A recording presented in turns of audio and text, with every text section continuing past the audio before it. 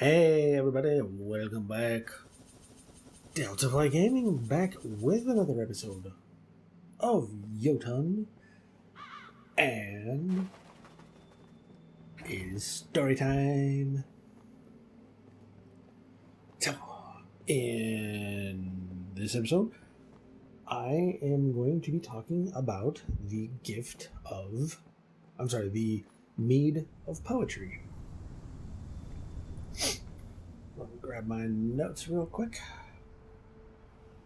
Okay. Eilífóðar, ár frá uppruna heimsins.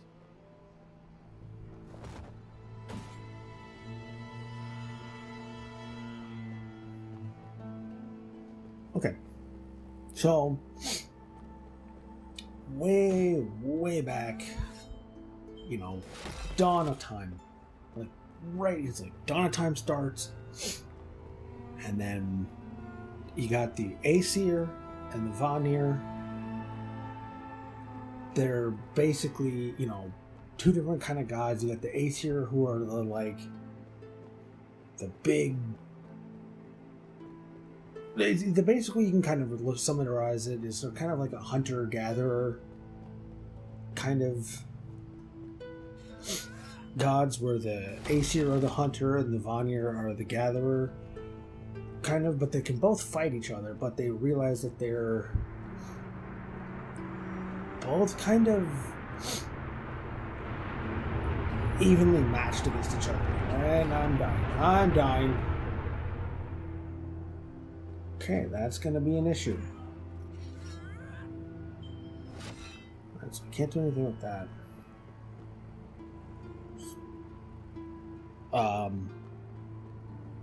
So, they're like, well,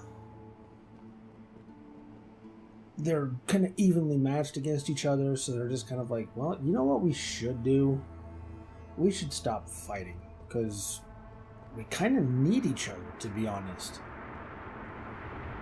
And so they decide, well, let's call it a truce. And they're like, okay, well, how should we do this? Well, every Aesir and Vanir, they took this giant, vat, or not a vat, but like a cauldron. And every single one of them spit into it. And that was kind of their, symbolization of, yes, this is our peace treaty. This is my spit, your spit, and everyone's spit is all getting mingled together. So, that's kind of our peace treaty kind of deal. And after they were done with that, they brought out beer and all this, all the, foods and liquor, and making song, and they're just celebrating, like, hey, we made peace. Everything is great. And, that lasted for a couple of days, and as the last day, the sun was going down, and everybody was starting to leave, Odin was kind of like, he took one look back, and he looked at that giant cauldron full of spit, and he's like, you know what? Probably shouldn't leave it just sitting there. We should do something with it. And Frey and Freya were brother and sister. Were kind of like, well, what can we do? I know we can do something. Frey's like, I'll do something. I'll make him into a man. And she basically put her hand in the vat of spit and just started kind of stirring it with her hand until it eventually started to take shape, and she made it into the shape of a man. And that his name was Kvasir. Kvasir. Kvasir. And Kvasir was supposed to be really smart, but I think it was when I was listening to the story, he seemed to be more like almost like street smart versus book smart, because he could tell people how to purify water. He knew it's like, hey, you know, he could tell someone who's like, lady, I know that you're missing your kitchen knife. You know, Stephanie over there, she took it. Like, he'd be able to, like, identify that. But there were other kind of things. He's like, well, what is this? You know, kind of, he seemed like he knew a lot of stuff and was able to help other people. But at the same time, there were other things that he seemed to be kind of, I don't know what this is. And so these dwarves, Fiala and Gala, they were kind of, you know, they were just watching him, listening to him, you know, help others, tell stories, you know, of how to purify water, and, you know, basically just being very, very knowledgeable. They kind of looked at each other and they were like, we could use that. Hey, Kvasir, come with us. It's a huge area. Still pulled back. Alright, so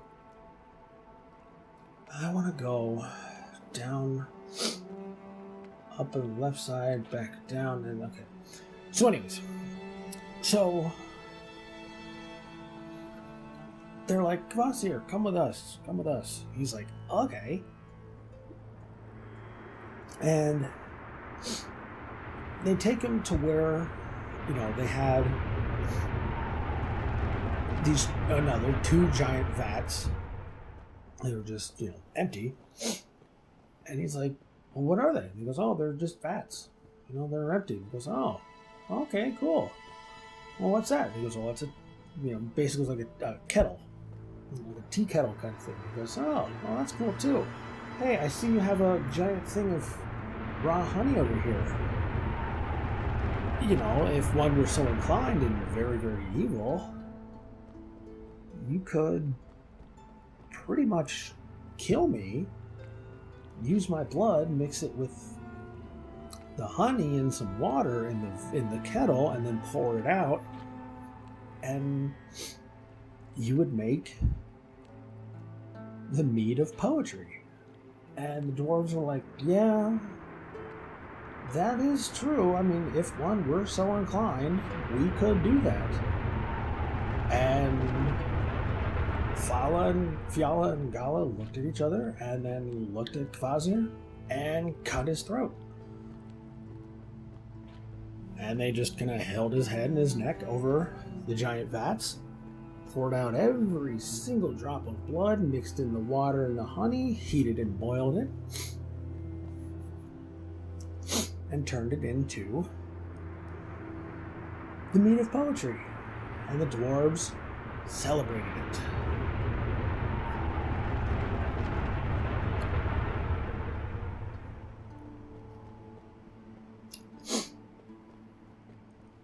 Now,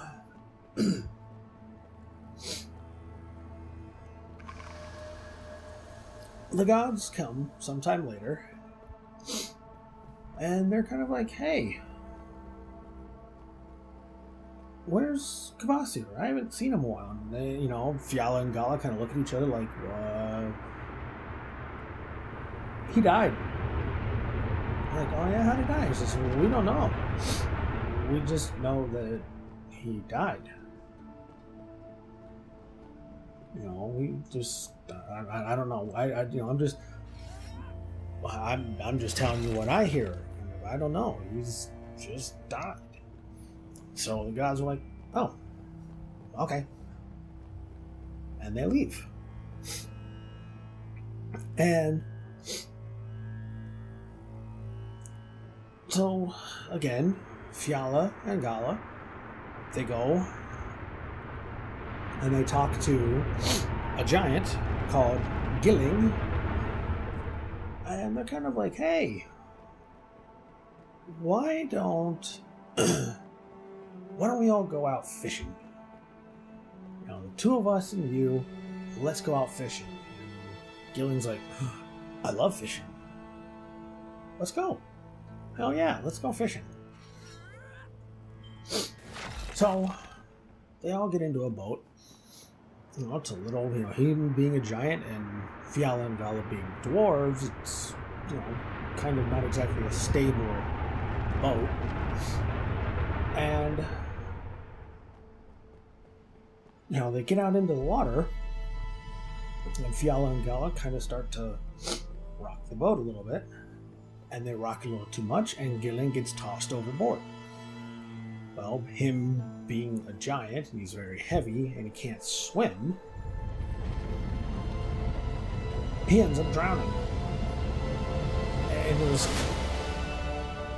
kind of their intention to kill him.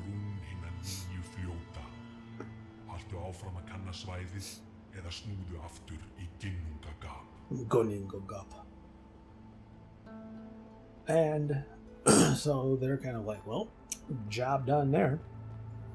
So they make their way back home, and they go and talk to Gillen's wife. And they're basically like, I'm sorry to tell you this, but your husband drowned. And, you know, she's distraught, overcome with grief, and Fiala is telling her, it's like, hey, if you go stand right over here by this door, you can see where the accident happened. You know, accident in quotes.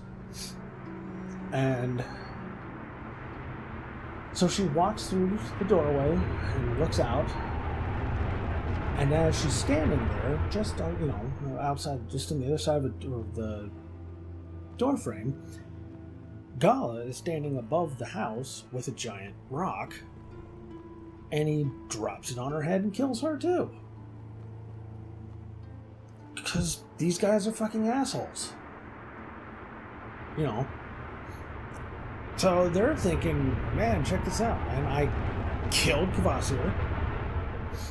We made him the mead out of his blood. And we killed two giants. Let's go home and celebrate. So they're like, oh man, this is fucking awesome. You know, we got away with all this murder and shit. No one's gonna touch us. So they get drunk and party and pass out. And the next morning, not just them, but like all their little buddies wake up on a giant boat, hands tied behind their backs. And they're kind of like, dude, am I hungover, or are we on a boat with our hands tied behind our backs? And the other guys are like, no, I'm pretty hungover, but no, this is real. And they look to see, who's rowing the boat, and they see another giant. Now again, this is a proper giant in a proper giant boat, so for them, they're kind of like itty bitty on the boat. And the giant who's rowing the boat is Sutton, the son of Gillig, the giant that they killed, and his wife. And so he's just like, death staring, just kind of like, I got plans for you guys. Goes out to this one area, it's during low tide, and he basically puts some... Sonur Loka og bani Þórs.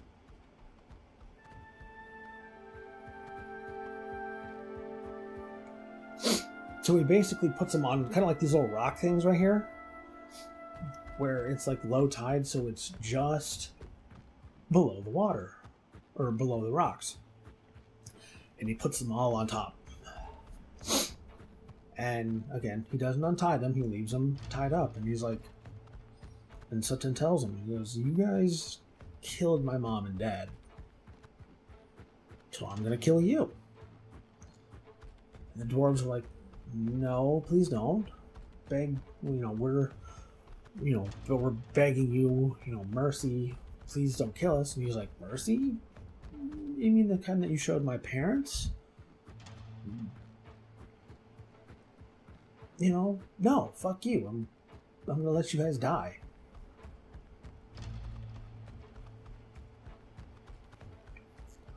And the water starts to rise. It's high tide to start to come in. And it gets up to their knees. And they're like, oh, please, please, please, don't kill us, please don't kill us. And Sutton just stands there and he looks and he goes, no, I'm going to let you guys die. I'm going to kill you. It's up to their waists, just above like their belly button area. And again, they start begging again, please, please, please, please, please, don't kill us, don't kill us, don't kill us. We're sorry, we didn't mean it. Please, can you, be merciful? And we, again, no, you killed my parents. You're going to die. And it gets right up to about like their collarbones, right when they're, because most dwarves that you see in all fantasy, Lord of the Rings, Hobbit, stuff like that, they've got beards. So it gets up to about their collarbone and their beards are kind of starting to float in the water. And Fiala and Gala kind of look at each other and like, wait.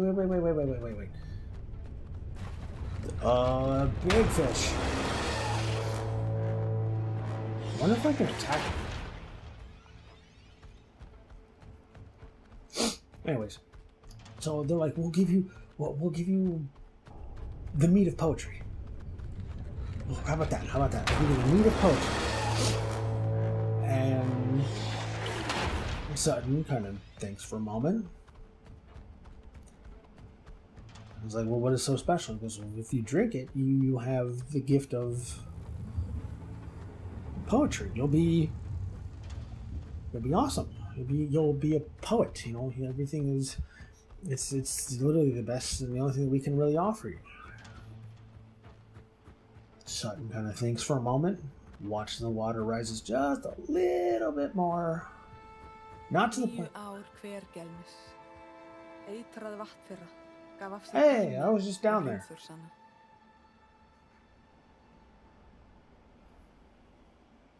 Anyways, so he waits just a little bit longer and then he's like, all right, fine.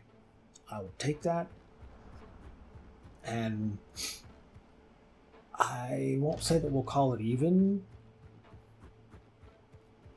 but I'll let you guys go. So, he scoops them all back up, puts them in his boat, takes them back to their place. They give him all three, giant casks. I mean, these things are pretty big. Casks full of the mead of poetry. And Sutton takes it to Hintbjorg, Hnitbjo with the umlaut double dots, RG, Hintbjorg. Excuse me.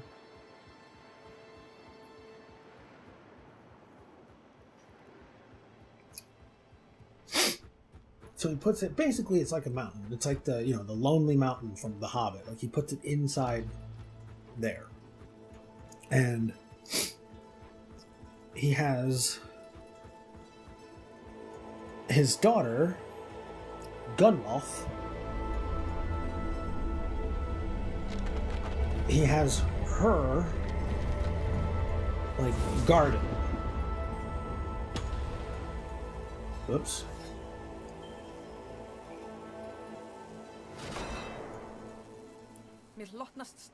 Mjolnir. Heill sé þér Þór, góð þrumuveðurs og hugrekkis.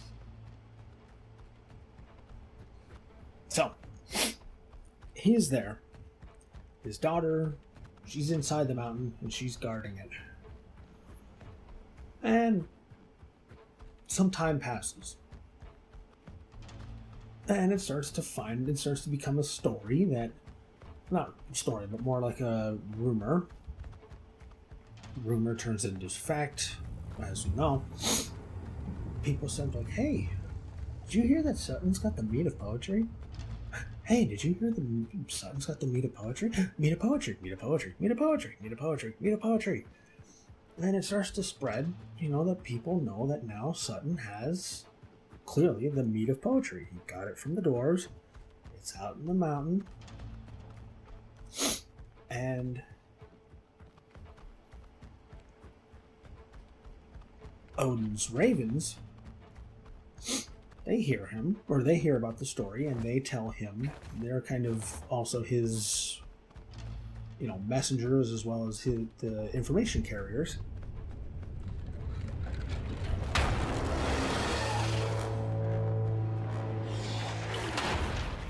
So what exactly is he doing other than just like coming up here and breaking ice? Alright, so the ravens hear it. They fly back to Odin in Asgard and they tell him, hey, dude, there's mead of poetry.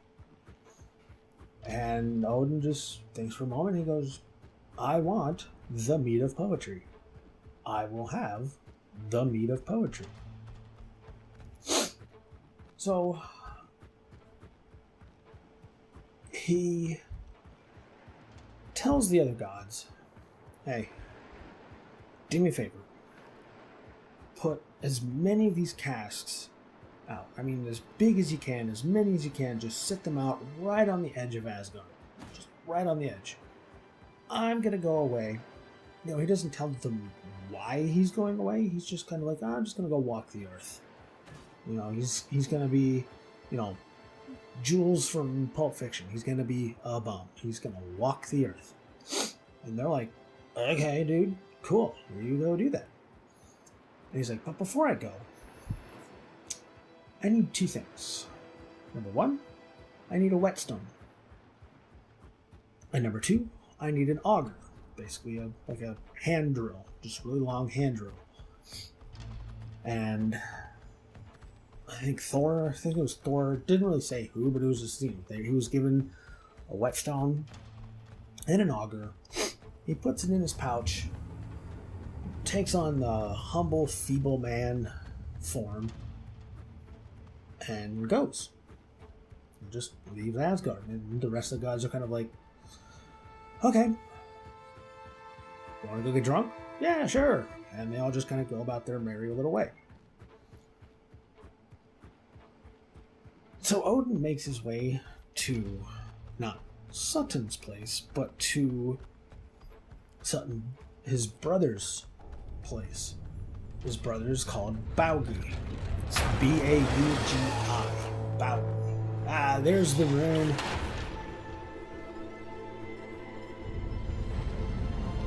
And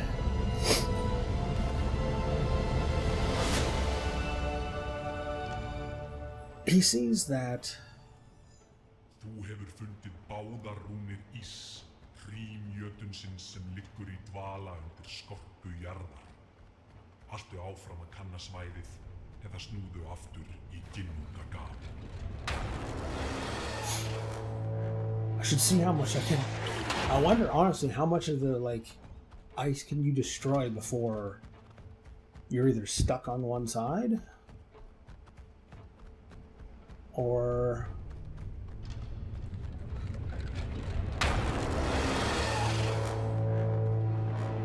because I don't know about you, but for me it looks like it's like one of those. Is it anglerfish? Is that the thing with the little glowing antenna in front of its face that it uses to trick its prey when it's coming up? So anyways, he makes his way over to Baugi's and sees that Baugi, is another giant, and he has 9 slaves. They're also giants. And they have they have hand scythes. And they're sitting there just, just picking at the fields, cutting up the field or whatever.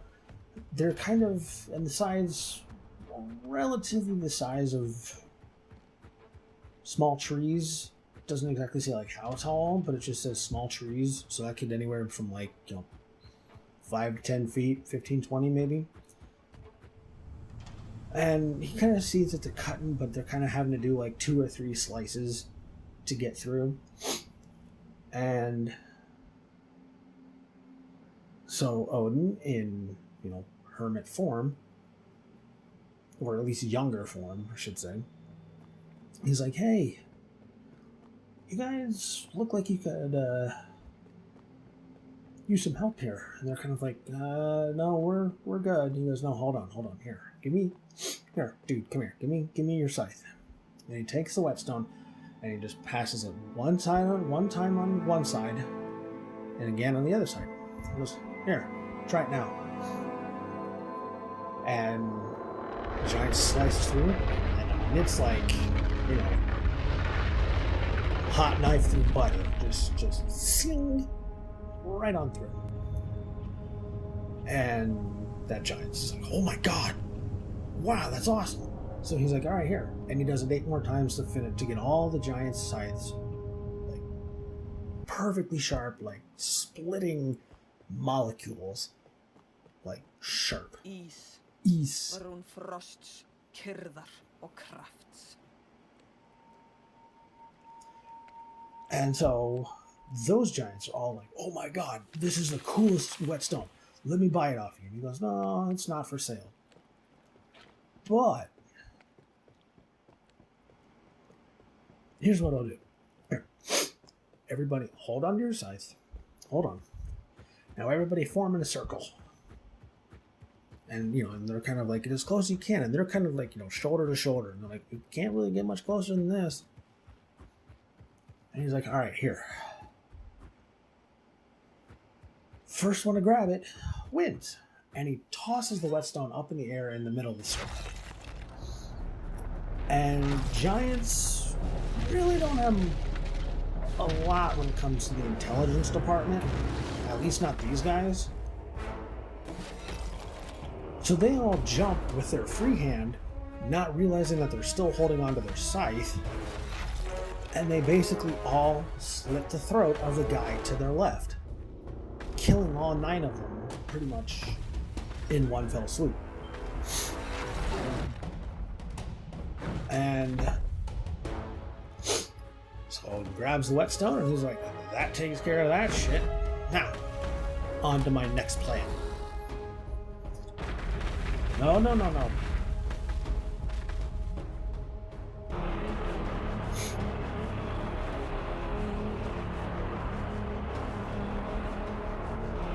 So he actually makes his way to Baugi's house, and Baugi's a little upset. He's like, I was a rich man. I mean, I had 9 slaves. But for some reason they just killed each other. I still don't know why. And Odin, he's like, well, let me offer you my services. Just, let me stay at your place. My name is Bulverker, which it kind of sounds like Bullworker, but it's Bulverker. And I was like, what the hell kind of name is that? It sounds like a weird name. He goes, I know, but the name, it just means worker of terrible things. And he's like, well, that's not really good. And he goes, no, well, not for my enemies, it's not, because, I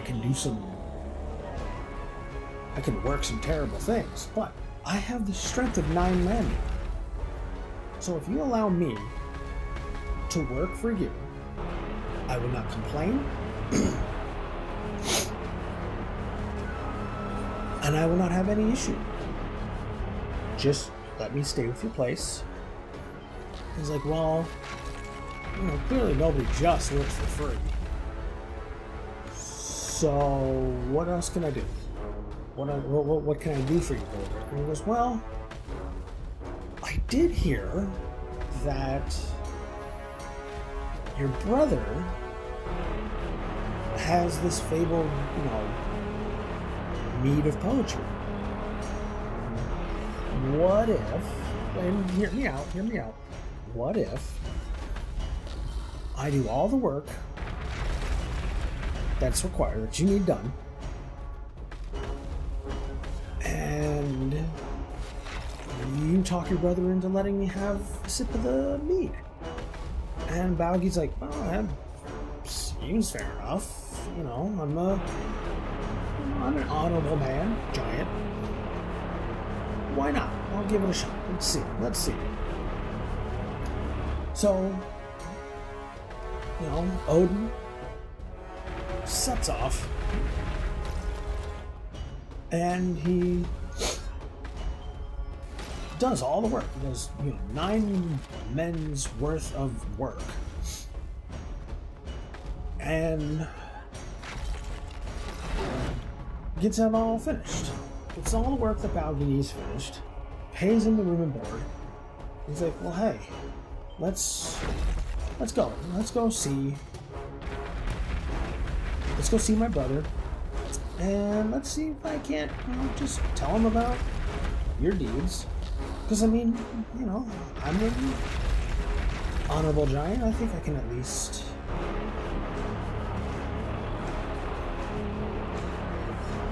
try and pay you for your work. And so they go and see Sutton. And he's like, hey, brother. Hey, I got an issue. And he basically explains to me, well, all 9 of my slaves just killed each other, and I'm gonna die here. And so he's like, well, this guy showed up, and he did the work of all 9 men, and the only thing he asked for was just a sip of the poetry. The mead, that's all he wants, sip of the mead. And Sutton was like, let me think about it. No. He's like, I don't care, how nice you were, how reputable you are. This is mine. I found it. I earned it. I got it. It is I'm dead. It is my mead. Only I get to have it. And, Baugi looks at Bolverker and he's like, I'm sorry, dude. He's not budging, and he's not going to let anybody, pretty much but himself, have the mead of poetry. And Bolverker's kind of like, I mean, you did the best you could. There's no one was really faulting you on that. But what we can do, and just hang on. Let's wait till Sutton, make sure Sutton's not within earshot of what I'm about to say. We can do a little trick. We can pull a little trick on him. And Baugi's like, what do you mean? He's like, well, here. Come with me.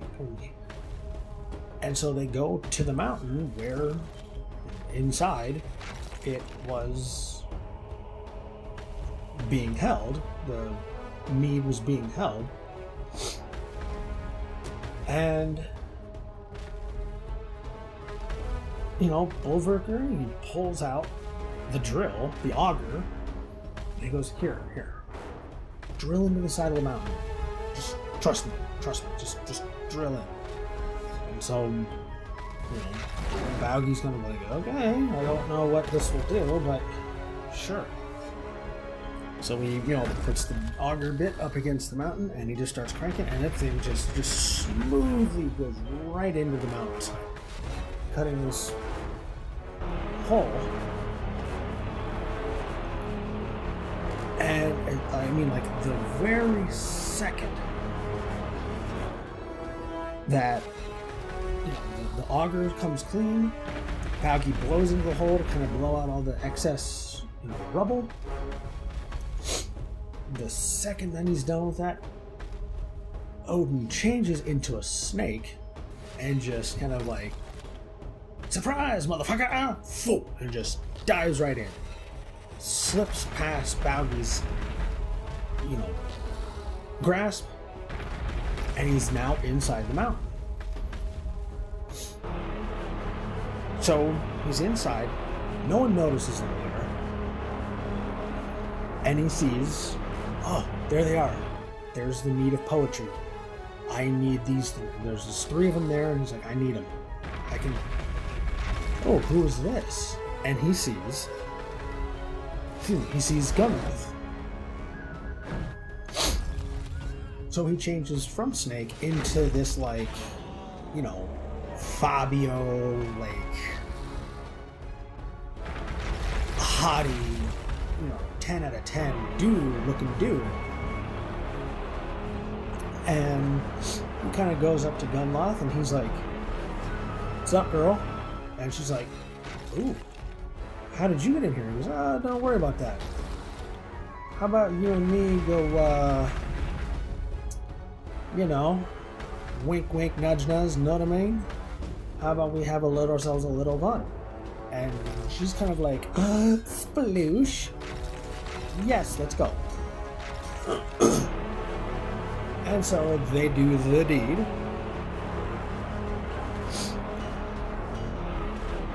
Oh, come on. That was bullshit.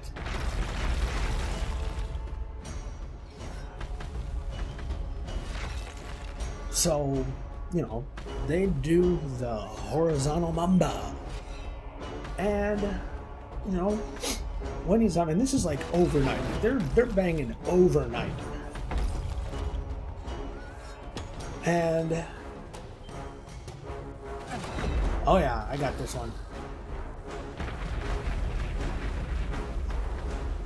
So once they're done, he's telling her, he's like, hey, I heard that you get the mead of poetry over here. She goes, yes, I do. You ain't getting them. He goes, but come on, baby. You're so hot. Like, come on, you can, why don't you,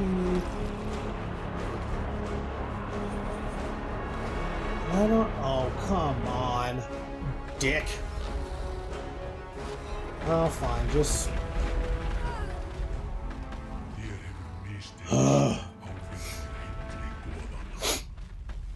So he's kind of like, come on, baby, how about, you let me have a little bit of that mead, just a little sip, just give me a beer. Just a beer full of the mead. Just a cup.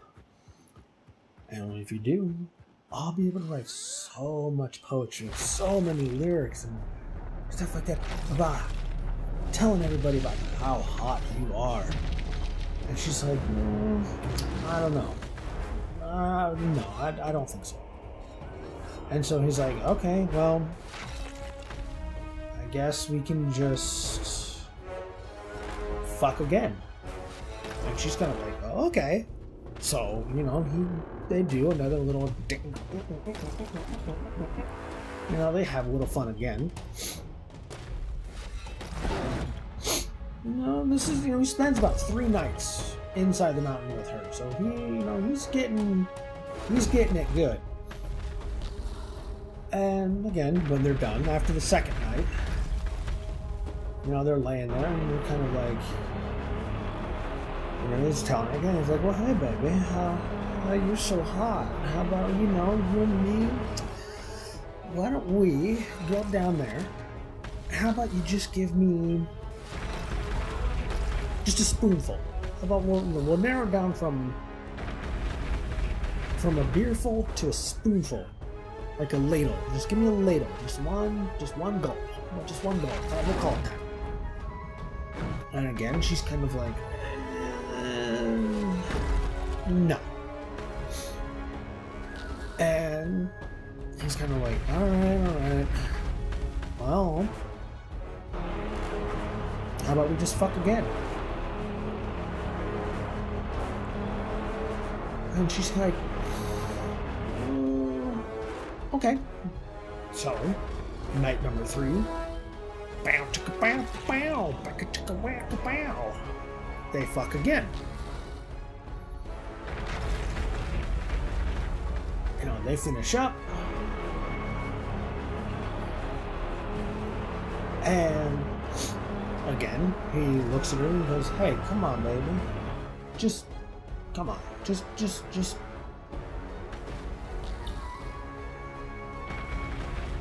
I don't want a beerful. I don't want a ladleful. Just put a drop. Just a drop. Just a tiny little drop. Just drop right there. Just put it on my tongue. Just put a little bitty drop on my tongue.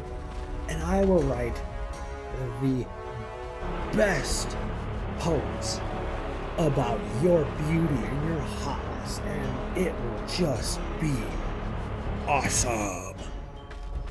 And she's kind of like, well,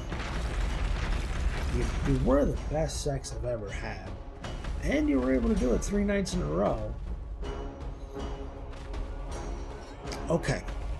With just one sip. I'll allow you to have one sip.